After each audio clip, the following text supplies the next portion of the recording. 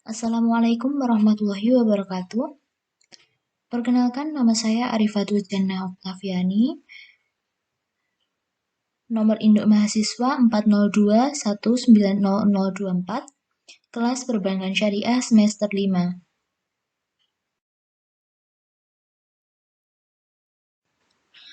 Untuk kesempatan kali ini, saya akan menjelaskan kembali tentang materi 2 tentang ICT atau Information and Communication Technology, yang sering kita sebut dengan TIK atau Teknologi Informasi dan Komunikasi. Apa sih pengertian dari ICT atau TIK ini? Jadi, TIK ini merupakan istilah yang meliputi semua peralatan teknis yang berfungsi untuk mengambil, mengumpulkan, menyimpan, mengolah, dan menyajikan informasi. Nah, ICT ini mencakup ada dua aspek, yaitu yang pertama teknologi informasi, dan yang kedua teknologi komunikasi. Teknologi informasi adalah segala hal yang berkaitan dengan proses sebagai alat bantu.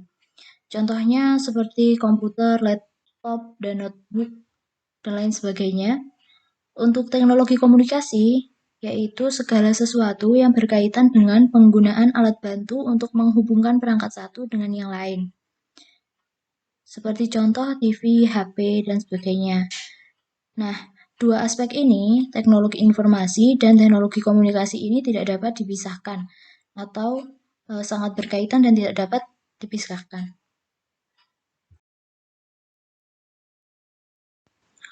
Untuk ICT sendiri, pemanfaatannya ada di berbagai bidang, seperti di pendidikan, pabrik, pertanian atau perkebunan, perbankan, dan transportasi. Contohnya, kalau pendidikan seperti proses penerimaan mahasiswa, media pembelajaran, manajemen data. Di pabrik seperti robotik. Di pendidikan itu seperti web untuk kita mendaftar pertama kali untuk masuk perguruan tinggi atau di SMA atau SMP yang akan kita ingin masuki, itu kita biasanya masuk melalui web itu. Sedangkan di pabrik, yaitu robotik, sekarang di pabrik yang modern itu biasanya alat bantunya sekarang sudah banyak yang menggunakan robotik. Selanjutnya, pertanian atau perkebunan. Contohnya alat pendeteksi cuaca, alat pemantau jarak jauh, traktor pintar, dan drone. Seperti contoh, di Mansatu Ponorogo itu ada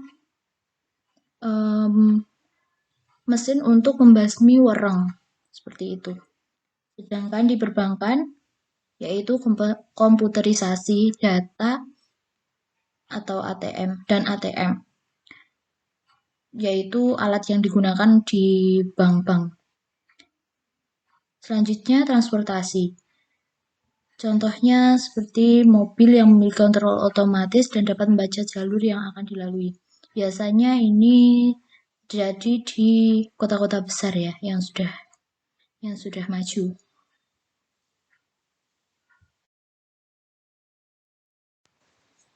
Untuk aspek penting ICT dalam perkembangan bisnis. Di sini ada 3, yaitu pemasaran, produksi, dan komunikasi. Untuk pemasaran, contohnya yaitu sosmed, e-commerce, dan lain sebagainya. E-commerce itu biasanya kita untuk belanja, seperti Shopee, Tokopedia, Lazada, dan lain-lain. Untuk produksi sangat membantu seperti robot. Seperti yang saya katakan tadi, di pabrik-pabrik besar itu sekarang tenaga manusia sudah mulai tergantikan dengan teknologi robot atau robotik, sehingga dapat mempercepat kinerja dari produksi suatu pabrik itu. Selanjutnya komunikasi, mulai dari surat hingga saat ini bisa video call. Orang-orang dulu biasanya komunikasi jarak jauh itu biasanya menggunakan surat, dan waktu pengirimannya itu lumayan lama ya. Terus setelah surat itu beralih dengan SMS karena sudah adanya handphone. Setelah SMS mulai dengan adanya fitur MS atau mengirim gambar tapi menggunakan SMS. Selanjutnya dengan menggunakan WA atau WhatsApp, bisa mengirim gambar, bisa komunikasi dengan orang yang jauh dengan hitungan detik saja sudah bisa.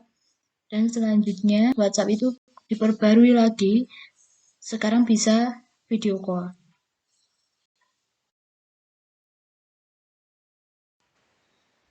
ICT ini juga memiliki dampak negatif, seperti menurunnya sosialisasi antar manusia.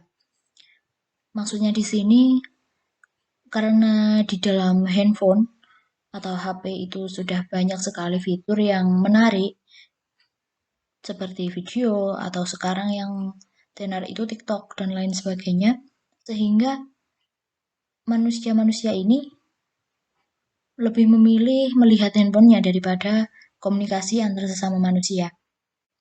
Selanjutnya yaitu teknologi dapat menggantikan manusia. Seperti robotik tadi ya. Untuk di pabrik sekarang kan semua sudah digantikan dengan robot. Sehingga unsur manusia di dalam pabrik itu sangatlah minim. Dan ini dapat menimbulkan lapangan pekerjaan untuk orang-orang itu semakin sedikit. Karena sudah tergantikan dengan mesin atau robot. Selain memiliki dampak negatif, ICT ini juga pasti memiliki dampak positif. Seperti halnya pertukaran informasi menjadi lebih cepat dan mudah. Seperti contoh WhatsApp tadi, sekarang hanya hitungan detik atau menit saja sudah bisa bertukar informasi dengan sangat cepat dibandingkan dengan zaman dulu. Selanjutnya memudahkan pekerjaan. Karena semua sudah tergantikan dengan mesin atau semua sudah bisa online, ini sangat memudahkan pekerjaan. Selanjutnya, sistem pembelajaran bisa tatap maya. Karena sekarang ini masa pandemi, sehingga semua siswa atau mahasiswa pasti sekolah daring atau online dari rumah, pasti tidak bisa luring ya, atau tatap muka langsung di sekolah atau kampus. Sehingga ICT ini sangat dapat digunakan karena banyak fasilitas yang ada di ICT ini sehingga bisa tatap maya seperti Zoom, Google Meet, atau jika dosen atau guru menjelaskan bisa di video dan diupload di YouTube. Seperti itu.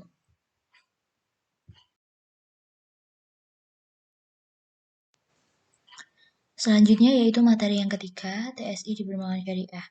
TSI ini bisa disebut dengan teknologi dan sistem informasi. Prinsip operasional bank syariah. Allah juga menjelaskan ayat yang berkaitan dengan prinsip operasional atau jual beli, yang artinya Allah menghalalkan jual beli dan mengharamkan riba. Jika di bank non-syariah atau konvensional, pendapatan dari bank itu yaitu didapatkan dari sistem bunga atau mendapatkan keuntungan sebanyak-banyaknya dari sistem bunga ini.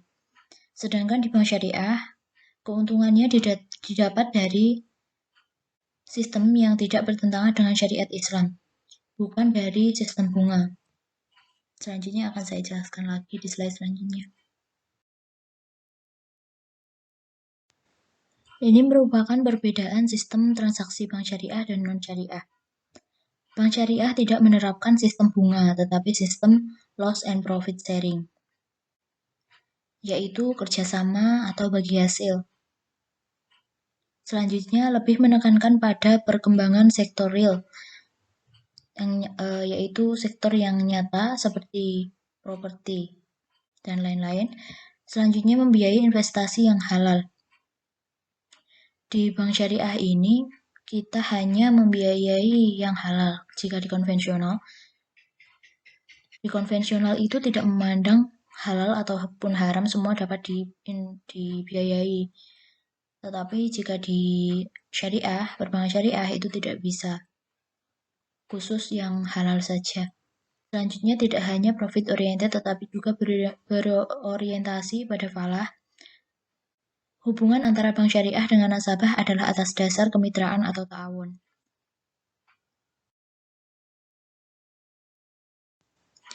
Selanjutnya yaitu 5 konsep operasional perbankan syariah. 5 konsep ini dipisah lagi menjadi 2, yang satu yaitu penghimpunan dana dan yang satu lagi penyaluran dana. Dan yang di dalam penghimpunan dana seperti simpanan murni atau wadiah, kerjasama atau mudharabah. Yang kedua penyaluran dana seperti jual beli atau bai, sewa atau ijarah, bagi hasil atau syirkah.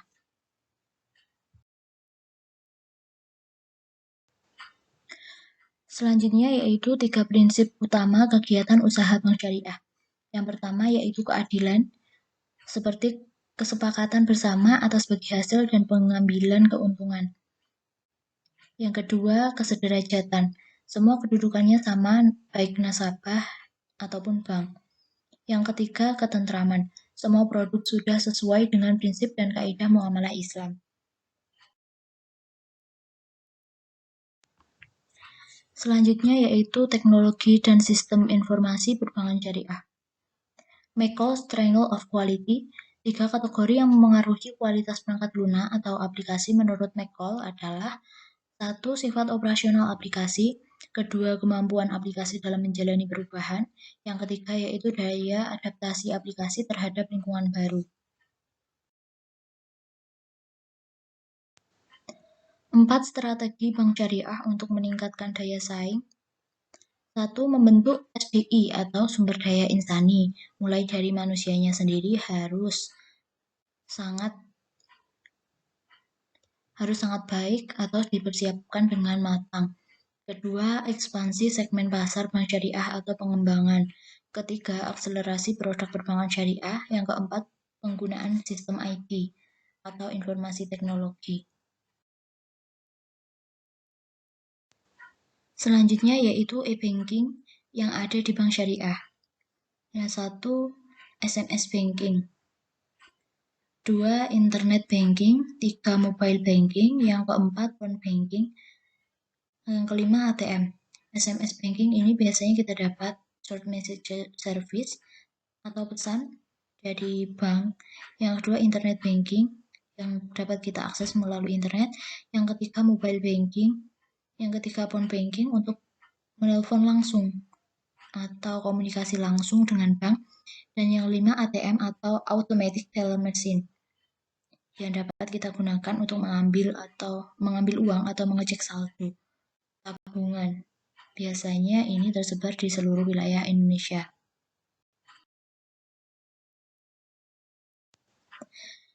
Nah, manfaat teknologi dan sistem informasi di perbankan yaitu manfaat berwujud atau tangible benefit, yaitu wujud faktual yang dapat dilihat pergerakannya melalui pendapatan yang diraih serta biaya yang dikeluarkan oleh perusahaan. Yang kedua yaitu manfaat tak berwujud atau intangible benefit, yaitu peningkatan kepuasan nasabah, peningkatan kepuasan karyawan, peningkatan mutu dan jumlah informasi, peningkatan mutu dan jumlah keputusan manajemen, dan masih banyak lagi.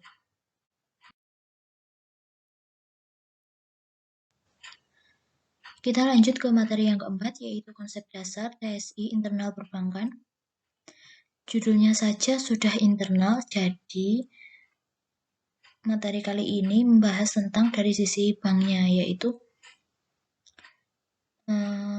operasional yang ada di banknya, sehingga nasabah tidak bisa mengakses.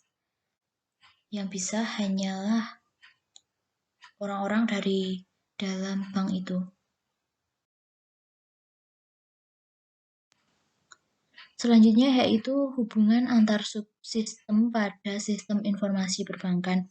Yang pertama yaitu application processing system atau sistem pengolahan aplikasi. Yang kedua yaitu customer information system atau sistem informasi nasabah. Yang ketiga yaitu Transaction Processing System atau sistem pengolahan aplikasi. Yang keempat yaitu Financial Information System atau sistem informasi keuangan. Yang kelima yaitu Management Decision System atau sistem keputusan manajemen. Selanjutnya akan kita bahas satu persatu.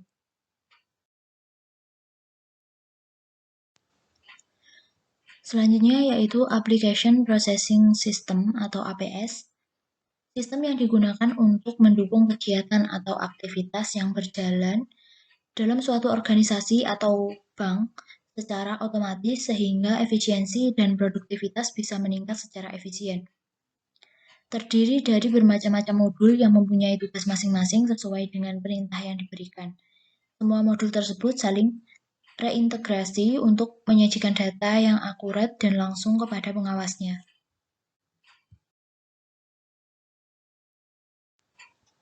Selanjutnya yaitu Customer Information System, yaitu alat untuk mencatat serta mengetahui data-data pribadi dari nasabah, data keuangan, dan data-data yang terkait dengan nasabah lainnya.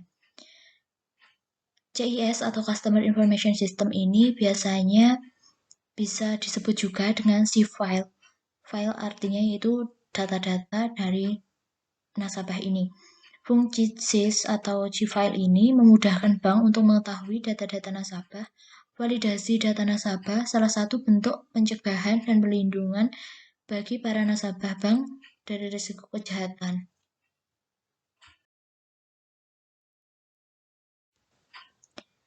Jenis data CIF atau CIS ini yaitu data pribadi nasabah seperti nama, alamat, NIK, nomor handphone, dan lain sebagainya yang biasanya ditanyakan saat ada di bank. Selanjutnya yaitu data keuangan nasabah seperti jumlah dana rekening yang ada dan transaksi-transaksi lainnya, dan juga data-data nasabah yang lainnya. Selanjutnya yaitu Transaction Processing System atau TPS. TPS yaitu gunanya yaitu untuk memonitor, mengumpulkan, menyimpan, dan memproses data yang dihasilkan dari seluruh transaksi bisnis yang ada di bank itu. Proses data oleh TPS, data dikumpulkan oleh orang atau manual atau sensor atau otomatis dan diinput ke komputer. Data-data tersebut dimasukkan ke komputer. Selanjutnya, sistem akan memproses data tersebut batch processing atau online processing.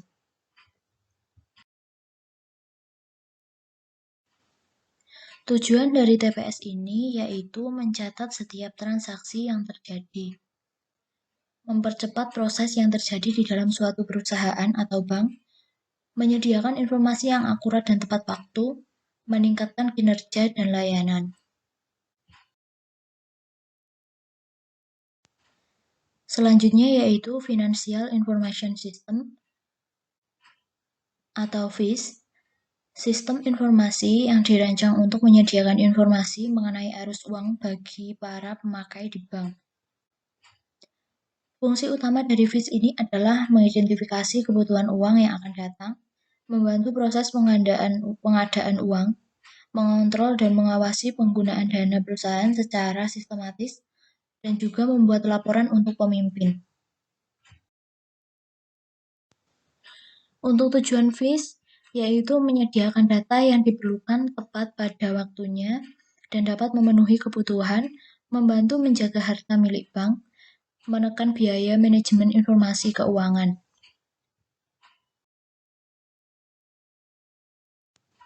Selanjutnya yaitu model Financial Information System, subsistem input.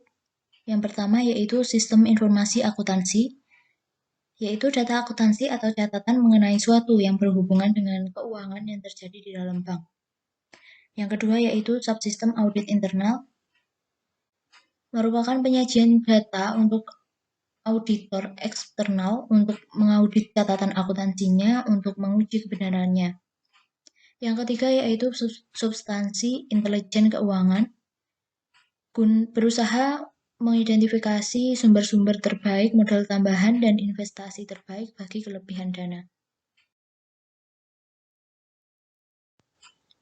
Tadi kita sudah membahas subsistem inputnya, sekarang yaitu subsistem outputnya, yang terdiri dari subsistem peramalan, yaitu fungsi pemasaran memproyeksikan penjualan untuk masa depan yang singkat, biasanya 1-3 tahun ke depan. Selanjutnya yaitu subsistem manajemen dana, memungkinkan manajemen membuat keputusan yang memengaruhi arus menurut cara yang diinginkan. Selanjutnya yaitu subsistem pengendalian, yaitu manajer diberikan suatu anggaran operasional, yaitu jumlah uang yang tersedia untuk digunakan dalam memenuhi tujuan operasional. Selanjutnya yaitu manajemen decision system.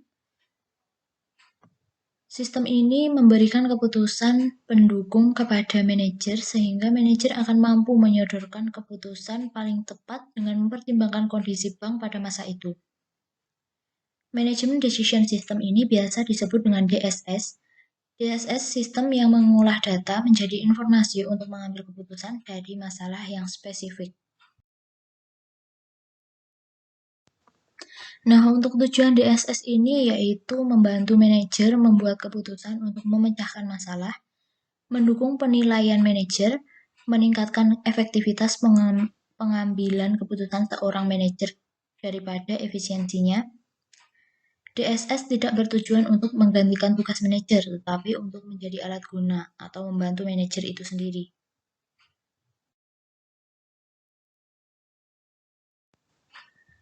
Terima kasih dan sekian presentasi dari saya.